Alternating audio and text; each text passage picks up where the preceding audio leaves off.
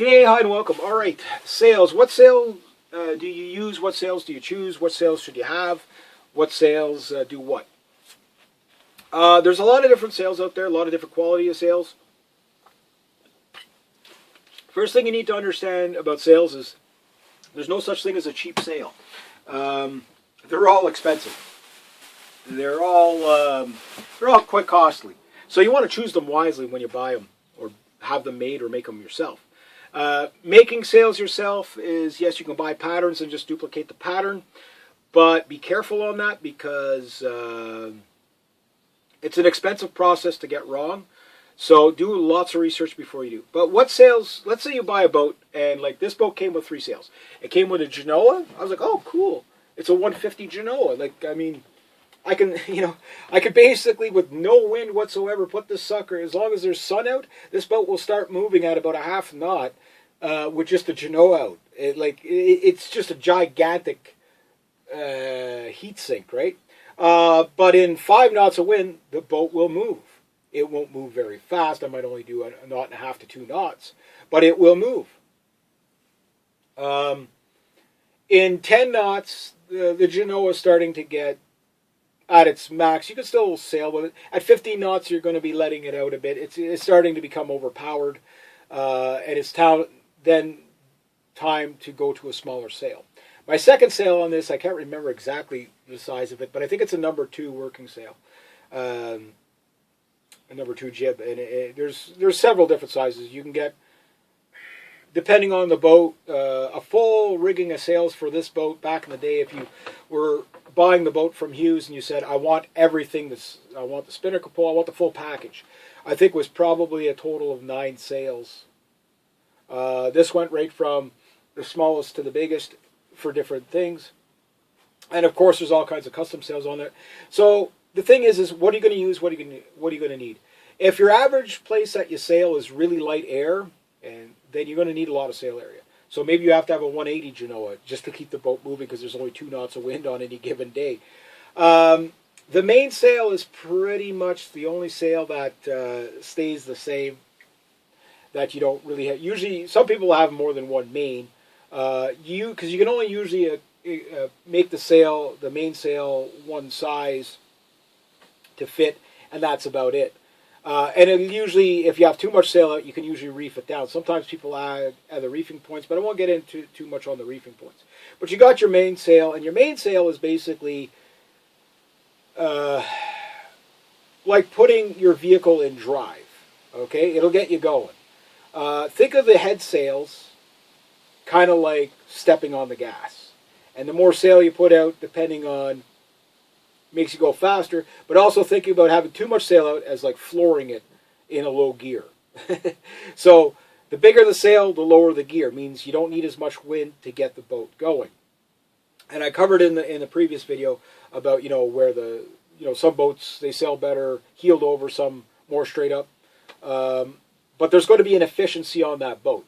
And what you're trying to do with your sails is trim your sails so that the sails are not only the most efficient, but your hull is sitting where it's the most efficient too, so that you don't have any more stress on the tiller or rudder than you need, which then saves your rudder long term. And it also gives you the most speed you can get, the most pointing into the wind you can get, or whichever direction you're going. And yeah, you use sails like gears. So we'll say your Genoas are basically light air sails. So if you're looking for a Genoa and you can only afford one, look at where you're going to, if you're going to be sailing around the world, maybe the 150 is the one that's going to give you the best of everything. And the way they do it is, if memory serves me correct, if I'm wrong, somebody will correct me. If you have a 100 Genoa, okay, and this is your mast, okay, the Genoa will come up to the mast, okay, and this is your mainsail over here. Now, if it's a 110, it'll now come 10% onto the mainsail, past there. A 150 is about halfway to 180 is almost 80% of the mainsail. So that big Genoa will cover from the front of the boat up to 80% past, if this is the edge of your, that's 80%, if this is your mainsail, it'll come up to about there on your mainsail, which is like having 2 mainsails and a head sail and a mainsail all at once. That's how much work this thing is going to do for you. All combined. But not everybody needs that. That's like in really light air winds for most boats. You could probably use them up to say like 10 knots of wind, but then you got too much sail out, and once you have to start letting out so much sail that you lose your foil and the efficiency of the sail, you're probably just better to go down to a smaller sail. So a lot of people have a 150 instead of a 180. That one is completely matter of opinion. Some people, you don't need that much. Some people do. Your boat will tell you. If you can afford them all, great. But considering the price of those, they are usually a lighter sail. They're literally physically lighter, but they also tear easier because they're not meant for heavy, heavy wind. So if you've got a boat with only a Genoa and no furler, what a lot of people do, and this is what I did a lot too, is I usually just kept the Genoa on, early spring or early summer on, like say July on. I would keep if it was too windy out, I would just furl up the, whatever I didn't need, I just furl back in and whatever. Not the best sailing trim, whatever. No problem. Okay, it'll get you out of a bind. You can just lazy sail, right? But then most of the time, people will use a working sail. Number one, they're easier to handle, they're easier to attack, and they're smaller. And they have advantages that sometimes with Genoa, you're good, but you can't point as high into the wind. That's one of the complaints about Genoas. Whereas you get a shorter sail, you can trim higher into the wind. But if it's not enough sail, then the Genoas are good for certain things. I won't get too much into it. It's not the magic. There is no magic sail. There's not one sail that's just so good you don't need all the other sails. So now once you've kind of, let's say you're 30 degrees to the wind, just cruising along with a Genoa, it's fantastic. But you want to get higher into the wind because you have to do a lot of tacking. Well, let's say at 45 degrees to the wind, the boat's about maybe at 40 to 45 degrees to the wind with that 180 Genoa. The balance of the boat just won't keep it there. You need less sail that you can run a little tighter. You'll go to what they call working sails, working jib, working sails, whatever. Head sail, working head sail. There's a million different. And there'll be like 1, 2, and 3, whatever. And again, if this is your mast, let's say this is a 1, covers out to here, 2, and then 3, or whatever. Maybe it's the other way around, I can't remember. But it'll give you more different sizes. And if it's really light air, you'll bring in the sails tight into the boat and run them as tight as you can. Not as tight as you can, but as efficient as you can. I tend to run my sails a tad bit loose just so they're not flapping, because I don't need to do too much. I'm not racing. If you're racing, you tend to go for a little bit more. So I tend to want to sit up a little bit more flat on my boat, just so I'm not wrecking my sails more than I need to. And people will typically find one sail that kind of finds the happy medium, and they'll just leave that on the boat all the time. But again, you're not always getting the most efficiency. So let's say you're at 20 knots of wind and your head sail is working just fantastic, 15 to 20 knots. It's the number 1 or the number 2, and it gets you upwind. You're pointing really high into the wind. Some boats point higher than others. Most boats will point about 45 degrees. Fixed keel boats will fix 45 degrees in the wind. Let's say you're getting that. That's probably going to be where you're most efficient. This boat will go 60 degrees into the wind, but it's not always the most efficient. Somewhere around 50 to 45 degrees, this boat gets its most speed going upwind. But if it's a really heavy, windy day, I can get away with 60, and I'll hit my max speed anyway. So I'm good either way. It's one of the boats where I win either way. My Tanzer was 45 degrees upwind. Anything past 45 degrees, the boat would just, bleed off speed so fast. But it really went when it was going. It sailed upwind very, very nicely. Now, what ends up happening here is, again, if the winds start getting stronger, maybe from 20 to 25 knot winds, you want to still keep going upwind as high as you can. You go to a smaller head sail, maybe like a number 3, and you're still maintaining a flat boat or its efficiency, and everything's going good, and you're going up the wind. Off wind doesn't matter because you got so much wind that the boat will just push along with the sails down. And you could use that, and it becomes easier to manage. The boat's just flatter. You're not overstressing the rigging. You got a good shape on the sails, whatever shape you need to make it do, and you've got the right sail for the job. Now let's say it starts kicking up like 25 to 30 knot winds. Now you're getting into heavy winds. If you want to keep yourself out of trouble, gear gear the sails up a bit. Go to the small, or gear the sails down a bit. Shrink your sail area. There's several ways to do it. If you can get away with it, a lot of people just reef the main and just reduce. Like there's usually, you could tie if this is your full main, they'll tie it down one or two reefings, what they call, where you're basically just shrinking the sail, the main sail, and that'll flatten out the boat. That might be enough, and then you can trim your sails, and you're still good to go. Not perfect foil, but you're still at max hull efficiency for sailing. You're good, right? But if that doesn't work, then and you've already reefed the main, maybe the balance of the boat is off and the tiller's starting to get a bit heavy. Grab that head sail, pull it down, and put on a storm jib or something like that. And again, you'll have 1, 2, 3, 4, 5 storm jibs. You can have a storm jib that's only this wide, or you could have it as wide as, fairly wide. Storm jibs are really nice to tack because you've usually got a gap between the mast and the foot of the sail, like about over here, where the clue is. It's like you can walk in between it. I mean, the thing will almost tack itself if you trim it right. Just let it out a bit, and it's like, okay, there's good. and that's the nice thing about storm sails. Plus, you're not overpowering the boat. You're less likely to have a sail blow out on you.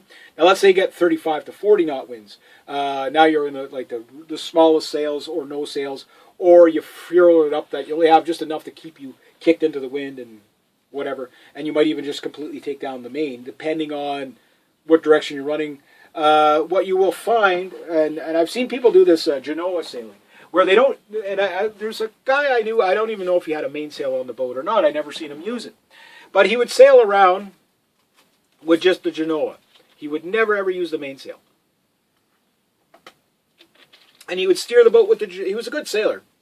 British guy, he was a good sailor. He was a bit of an oddball character to talk to. It's kind of like he was a very, very introverted person. But I'd watch him sail, and he just 2 lines in his hand, and wouldn't even be touching the rudder, and he'd just do this, and the boat would kick up into the wind, and he'd just do that, just with the Genoa. No, and then when you tack it around, just the Genoa. It was neat. But the problem is it was certain conditions he could do this in. Whereas if the wind kicks up at all, the Genoa has so much sail on the front, the boat's unbalanced, it'll just pull the boat back the other way. It'll just pull you off wind, like I mentioned earlier. So you want to get a sail that keeps you going. But what you'll find out, and I found it the hard way on my very first sailing experience, was that you do almost all your sailing off the main. I know there's exceptions to the rules. If you're running off wind, no problem. But with a small sail, head sail, it'll just pull the boat around in circles. You need that other sail to balance the boat. And you could sail upwind with just the main, but a lot of times you won't go very fast. The main gives you power, the jibs and the head sails give you speed.